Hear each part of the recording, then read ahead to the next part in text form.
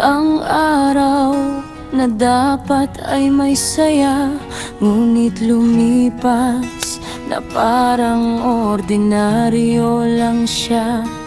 Walang bumati, walang nakaalala, na tila sa kanila'y wala akong halaga.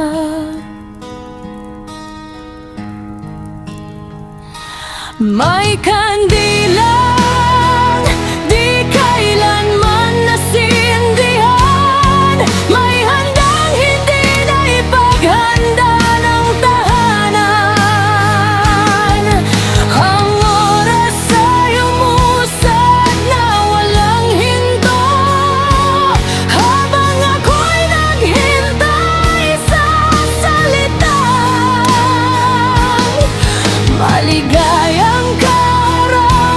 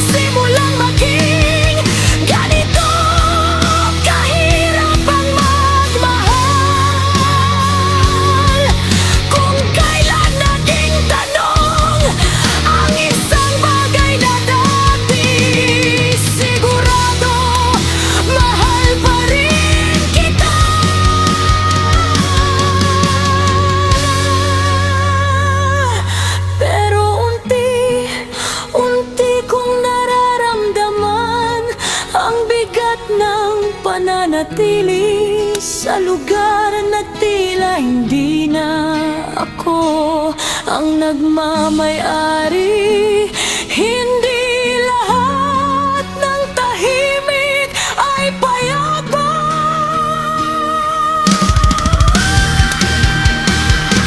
May mga sandaling ang katahimikan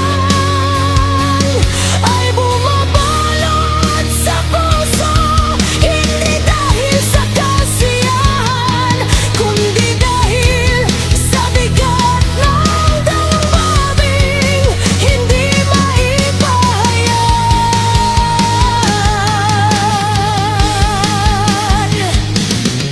Madalos ito ay saksi sa mga hinagpis at pangamban, hindi nakikita ng iba.